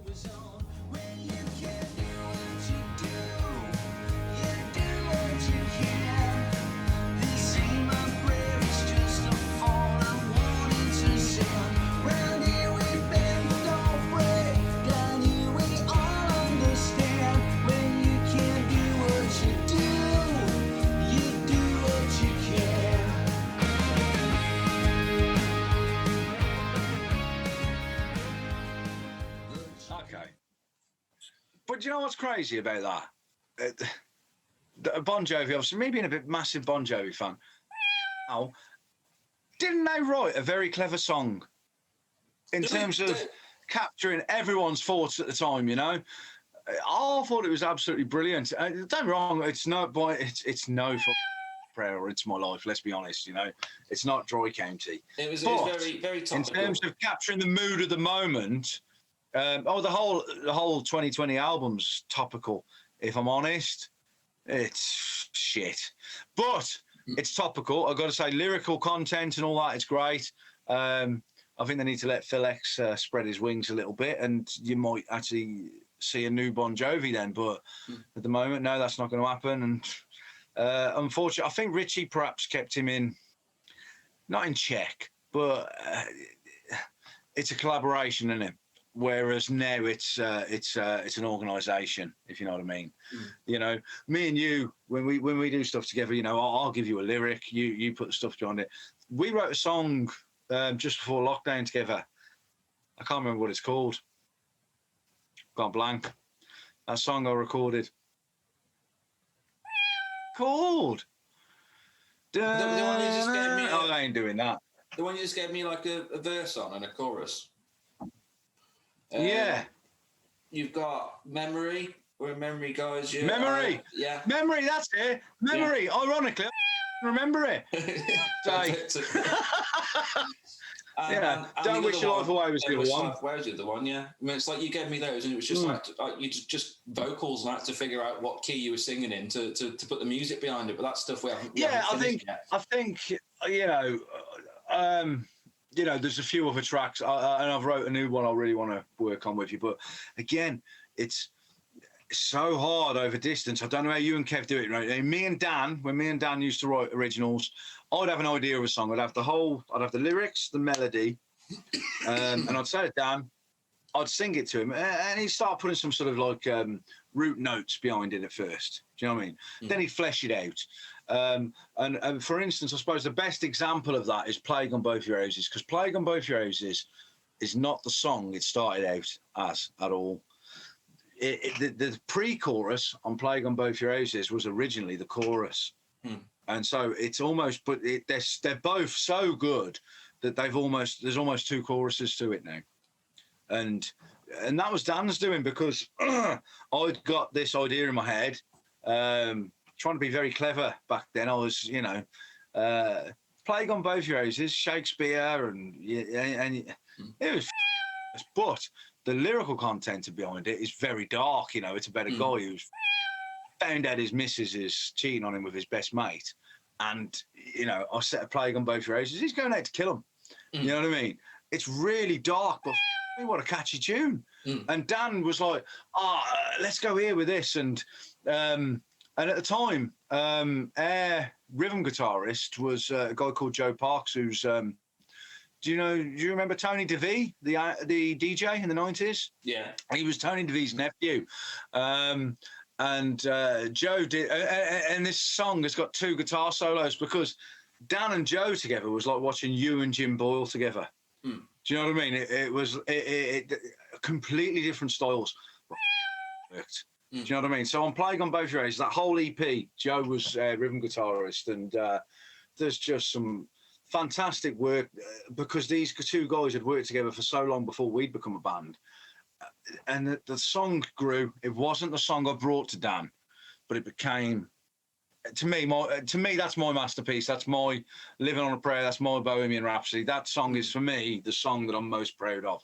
You know, but it wouldn't have been that song had Dan Holloway not had his part in it, if you get me. So, yeah, and it is a collaboration. And this is where I struggle, where you're doing this Streets Apart stuff, and you guys, obviously, you have an idea for a song. You send it to Kev. I always struggle. Dan would have an idea for a song, and he quickly learned that he couldn't write an entire song and then expect me to put lyrics to it. I'd struggle. I'd lose my way, or I'd say, well, I want it to go here, but he'd like the particular guitar bit and all that. So we always found it easier that I'd write a lyric and a melody and then change that to suit, you know, or Dan might have an idea. And I found that easier to go along with, as opposed to trying to write something completely against lyrics. You know, you've sent me music before, and I've said, brilliant, but I can't find my way in. I struggle to find my way in against music. So I always found it easier to write the song first, lyrically, melody-wise, and then bring the musicians in.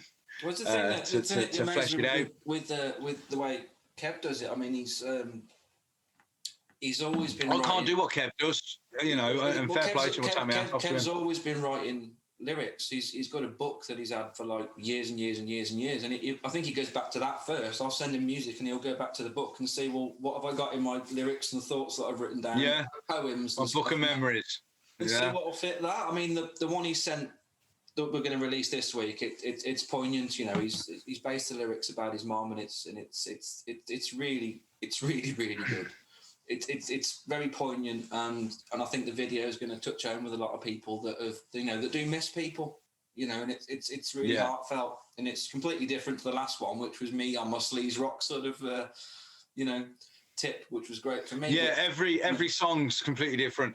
It's going to be, if you ever do put it together as an album, you know, get yourself on Ditto Music, because they'll put you obviously on all the streaming platforms. But because then you can have a 40 track album. It don't matter, because it ain't got to fit on a CD, you know? Yeah. I mean, when Sons of Beaches, when we did our greatest hits, or best of, should we say, it was a 21 track album, and we couldn't, and everyone was saying, when are you going to put it on CD? And you couldn't fit it on a CD. We'd have to lose songs to do it.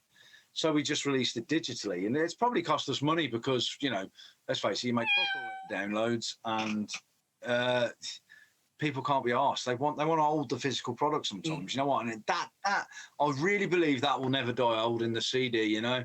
In fact, hold on, I want to show you one. My pride and joy, this.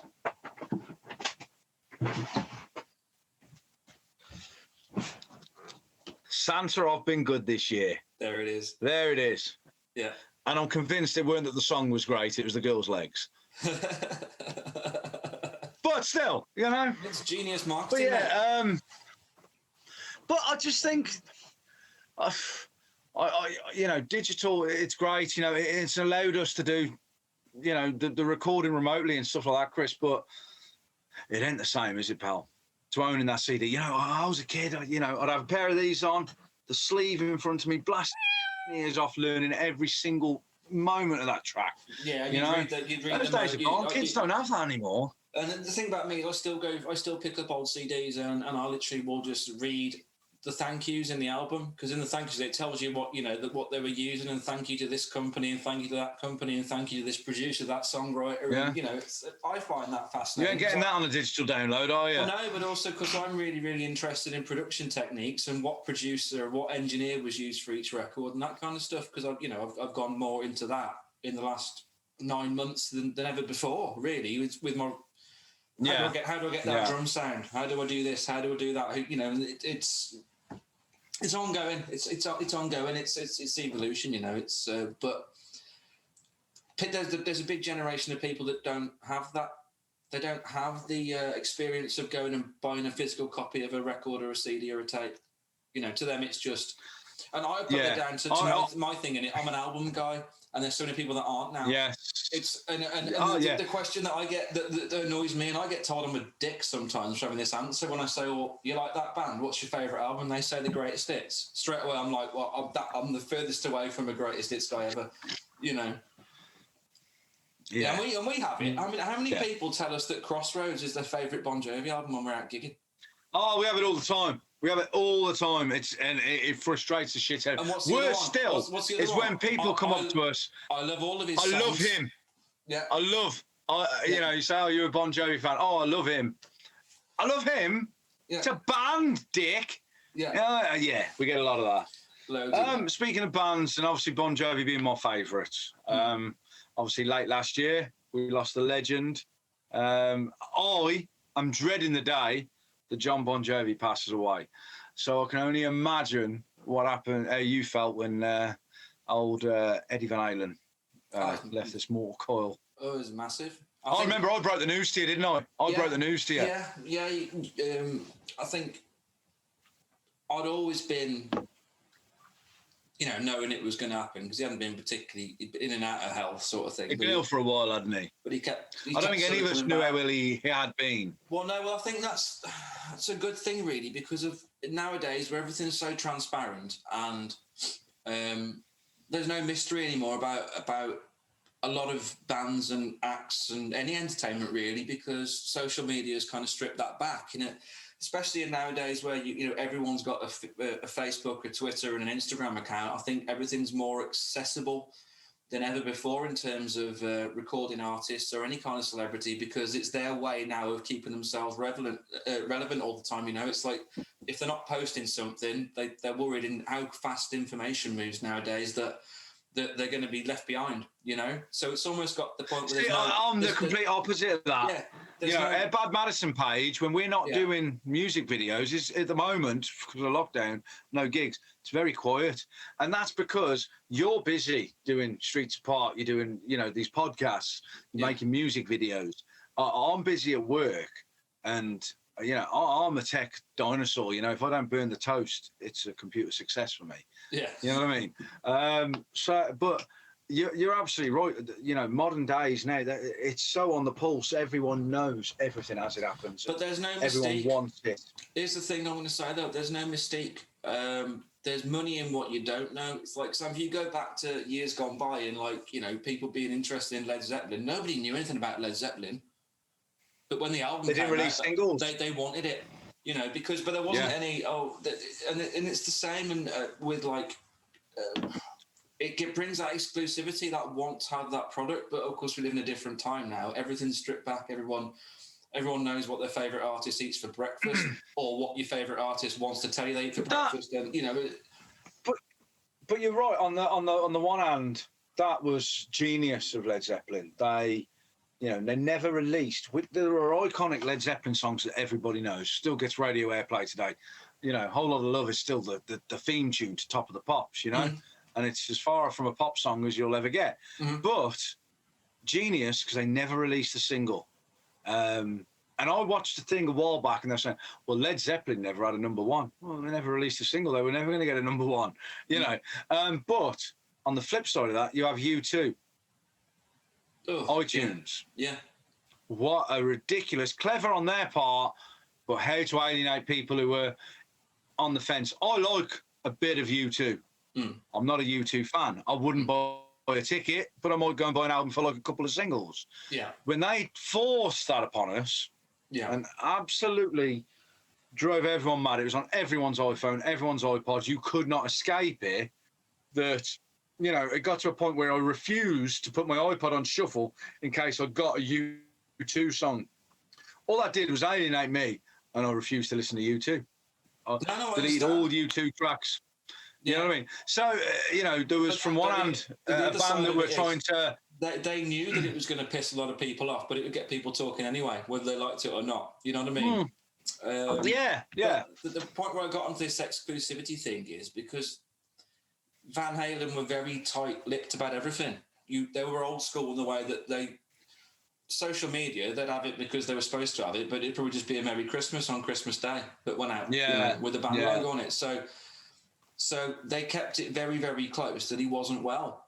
So that's they were a family, weren't they? I think that's why it was such a shock when it was announced by his son, like, because it was like, what, you know, and to hear the interviews after with like Wolfgang and talking about what their actual plan was before he got very, very ill again, sort of thing. The plan was to do the massive big farewell world tour with everybody that's been involved, with Roth, Hagar, even Joe, and everyone. Would have been. Wouldn't you have loved to have seen Roth and Hagar on the same stage?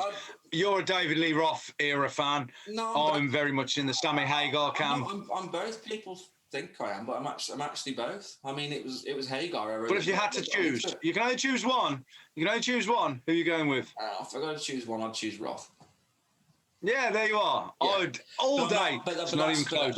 Hagar all day. But that's not because of singing ability. I'm just because the material back in them days was more that sort of party. It's just he had sass, didn't he? Let's be honest. David Lee Roth had sass, but he was never a great singer. Sammy Hagar is up there with Steve Tyler. It's the attitude. That era of the six pack, the first six albums. It's just that it just captures a point in time, and the point in time was it's the weekend. Yeah. Let's grab 24 beers. It's that lightning in a bottle, innit? And go down the beach, and it's just all you know.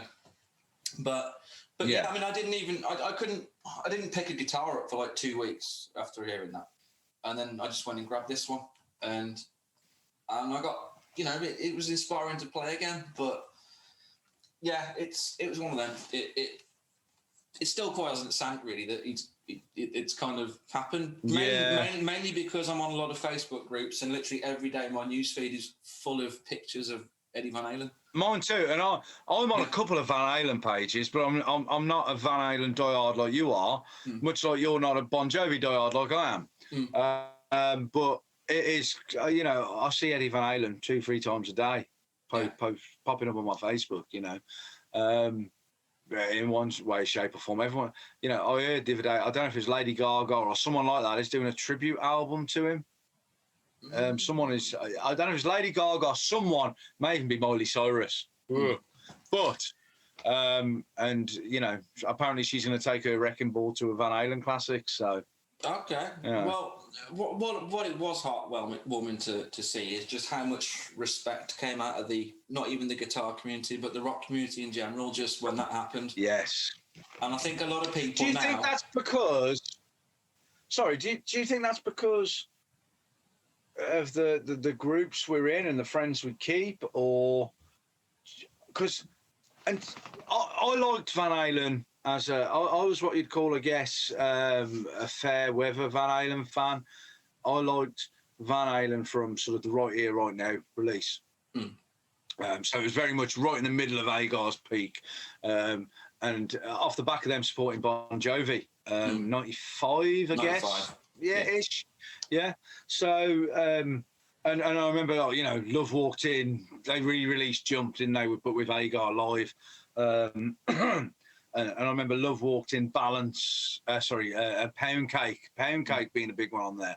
And me thinking, this is phenomenal, but it's probably not the best introduction to Van Halen because it's very keys driven at that era, if you know what I mean. So you don't really see Eddie's guitar work shine.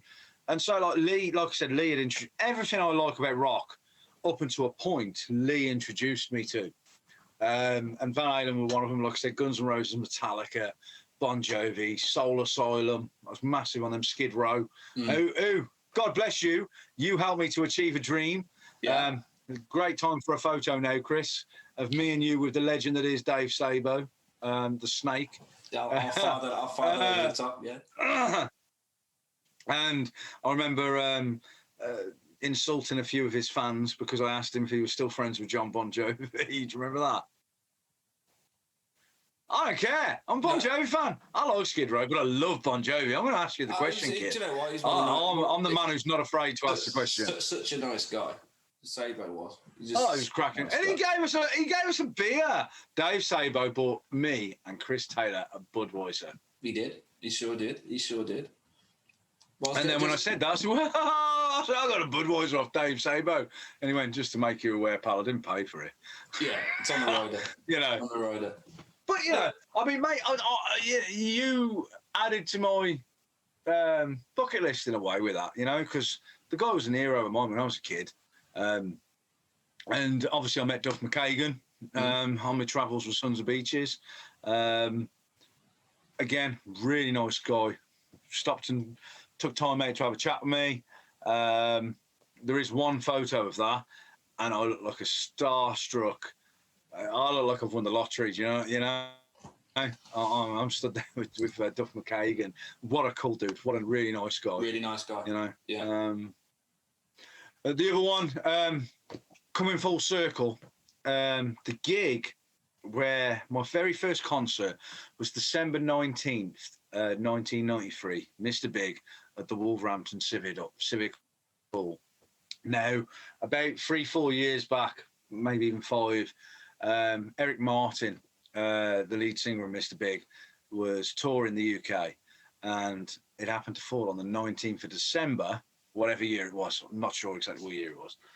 But it was the exact same date that my brother took me to my first ever concert.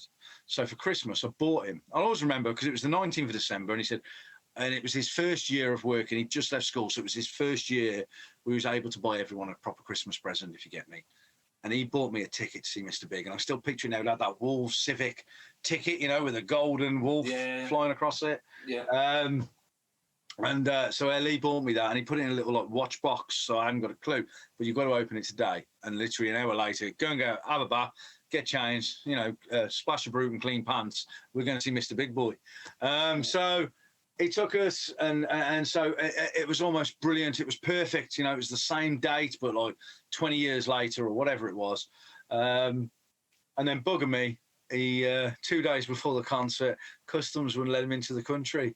So it got postponed to August. But off the back of that, me and my brother got to meet Eric Martin with Farley. Me, Farley, and Lee went to see him in a solo acoustic setting.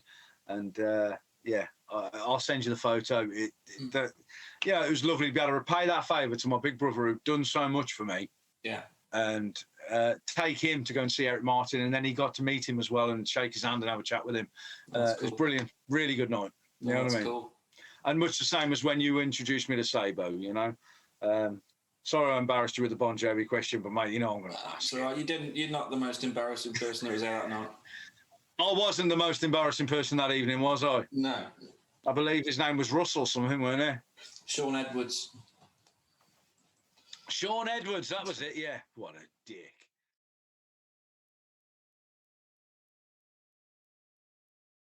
Okay, well, along with all the music and original music we've been recording, we had the idea the other week as well, didn't we, of in terms of the Bad Medicine page, about doing some covers recorded remotely like we have to do at the moment, but of songs that weren't by Bon Jovi. So although we've been marketing to our fan base on there, that to be honest, they're great because every time we post something, they're all over it. We've got our diehards that used to come to every gig. You know, and I the acoustic version of "It's My Life." That's the one for me. Well, we did that, and we've done other covers, including obviously the 3 or 4 through the summer we've done and made. Well, the only one we could get together for a video was the Cleo one for "Do What You Can." Then we did keep up with every month or so we released another Bon Jovi cover, but we came up with the idea, didn't we? Like last week we put it out about maybe these people would want to hear us doing, me and you doing our version of other rock songs of bands that we like. Something different. Yeah. Yeah. So just to let everybody know, because just to close us up, that over the next couple of weeks you're going to hear having some videos hitting Facebook of us doing songs by bands such as Poison, Alter Bridge, you know, things that we like to listen to. Down. Stiltskin. Yeah. Stiltskin. That'll be, and a few surprises on the way, because we thought, you know, because we are all locked down, let's put some stuff out that, all right, we're not into Lynyrd Skynyrd. Yeah. We're not going to be releasing songs from Bon Jovi's catalogue that you'll see us play at gigs when we can do them again. But you're going to hear a little bit of what me and Carl actually like to listen to, which we thought would be a cool thing to keep us. Yeah, exactly. So we're going to be releasing those. So you know, when you do get around to releasing them, we'll be sharing them out there. But we will put the links to all the different acts that we do in this video as well. So people that may not have heard of what me and actual Carl do in terms of different bands, there'll be links to each each page actually in the description of the video below on YouTube. But yeah, we just thought it'd be good. We thought that the people would maybe. We don't get asked that a lot, do we? What our actual influence, what we actually like to listen to, especially when we're out on the road. Everyone just assumes we listen to Bon Jovi. Everyone thinks we're Bon Jovi mad. Well, I am, but obviously I like other stuff, you know. But mate, yeah, everyone assumes. I play every Bon Jovi gig with a Van Halen guitar. Yeah, but people still don't know what it is. It's a talking point, mate. I could be more. Yeah, authentic. absolutely. I could be more authentic and play like that and be Richie. You know what I mean? Yeah. But it doesn't get as much talking point as that dude's got a stripy guitar. You know. Yeah, I get it. So yeah, we will be back. As soon as we're allowed to come back, we'll be looking to our venues that have helped us out over the time. Well, the first gig is meant to be in April. Bear with me, I'll tell you exactly when it is. April the 30th. You know about the Bon Jovi one? Stourport's Bon Jovi at Stourport Civic Hall. We've sold quite a few tickets, to be fair, as well, but there are tickets still available. £10 each or £12 on the door on the night. Whether or not it will go ahead, obviously, is up to dickhead Boris. But let's see if you are right about the date, Chris, because I ain't got a frigging clue. April 30th, yeah. So fingers crossed, we get to go out and blast some Bon Jovi again. Are we going to look to put a support act on, do you think? I think we ought to. I think if we could, it would be great to do that, yeah. You know, a local sport act. But yeah, if it goes ahead, great. If not, I guess it'll be postponed for a second time. And if not, we'll probably see you in 2022. Yeah, but we will be back. We'll get there, mate. Right, I just want to say thanks, man, for taking some time out. I know you're working stupid hours at the moment, so it's been real good to catch up and basically do what we normally do in a pub. For all you guys to listen to as well, so you know it's basically what we've done. Yeah. To be fair, I've been very well behaved tonight. We talked about doing a podcast for a while, haven't we? You know, men behaving badly type thing. Yeah. But we just, let's be honest, Chris, we ain't got the time. I ain't got the time to put time into songs, you know, and it's all fleeting bits that I'm giving you here and there. But yeah, what you're doing, I think, is brilliant, mate. What I've seen of the first 3, or will it be 4 by the time this one comes out? This will be the 4th, yeah. Oh, I am number 4, yeah? Yeah. See, 2nd to Kev Mantle and 4 behind Dave Falshaw, Sven Mant and Jim Boyle. Just for the record, you know, I'm losing status, you know.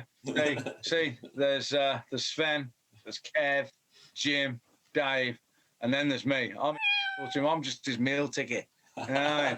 But yeah, we I'd love to be able to put more time into your projects, you know what I mean? And I'll do what I can.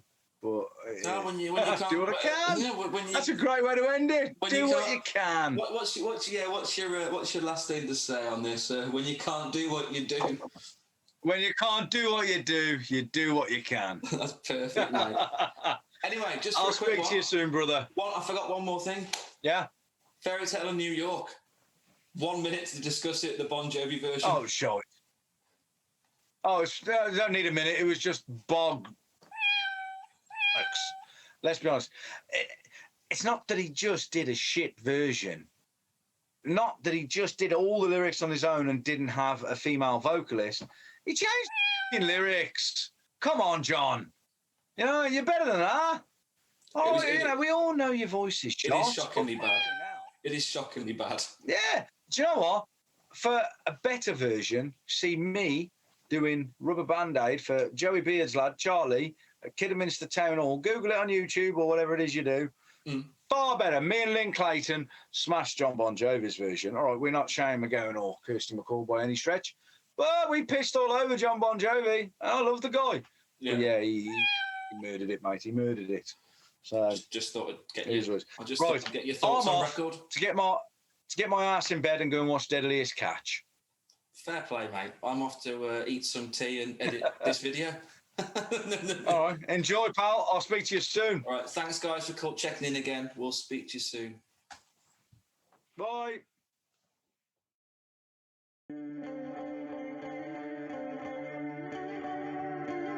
You've been listening to the Beer and